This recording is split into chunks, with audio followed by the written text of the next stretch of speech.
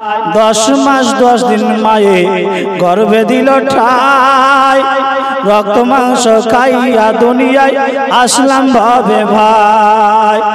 ভূমিষ্ঠ হইয়া যখন উঠলাম আমি কেঁদে, শান্ত করিল মায়ের দুগ্ধ দিয়ে। ওরে সন্তানের প্রসব কালে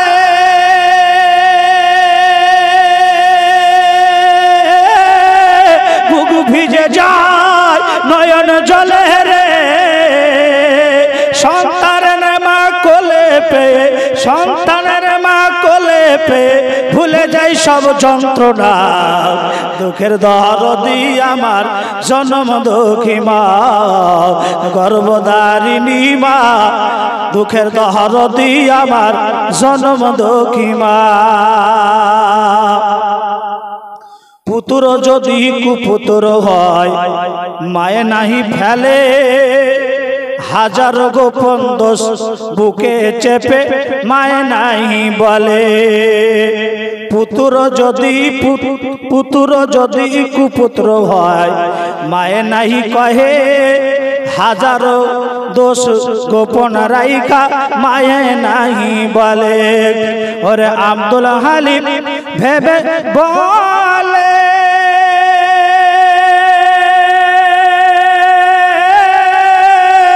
জান্নাত মায়ের পায়ের নিচে রে। তোরা দেখ ইবনে মাজাহ হাদিস শরীফ খুলে, তোরা দেখ ইবনে মাজাহ হাদিস শরীফ খুলে করেছে নবী ঘোষণা। দুঃখের দরদি আমার জনম দুঃখী মা, গর্ভধারিণী মা। দুঃখের দরদি আমার জনম দুঃখী মা। এই যে কথাটা বলতেছিলাম যে ইবনে মাজাহ হাদিস শরীফ খুলে দেখ নবী করছেন ঘোষণা, মায়ের পদতলে জান্নাত। হাদিসটির নাম ইবনে মাজাহ শরীফ, দ্বিতীয় খণ্ড, পৃষ্ঠা নম্বর 260। এর মধ্যে বর্ণনাকারী বর্ণনা করছেন, আন আবি উমামাতা আন্না রাজুলান ক্বালা ইয়া রাসূলুল্লাহ মা হাক্কুল ওয়ালিদাইনি আলা ওয়ালাদিহিমা ক্বালা হুমা জান্নাতুকা ওয়া নারুক। হযরতে আবি উমামা রাদিয়াল্লাহু তাআলা আনহু বলেন যে একজন ব্যক্তি নবীর কাছে জিজ্ঞাসা করলেন সন্তানের পিতা মাতার প্রতি হক কতটা। তো নবী বললেন পিতা অথবা মাতা সন্তানের জন্য জান্নাত এবং জাহান্নাম।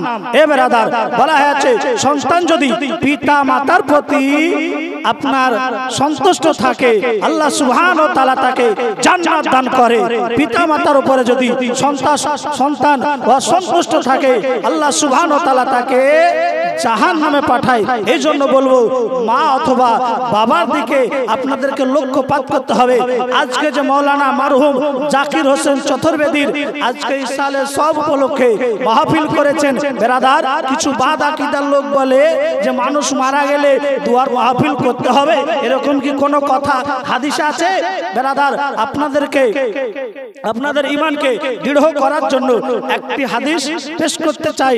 এ বেরাদার, কিতাবটির নাম হলো সামানে আখিরাতের কিতাব।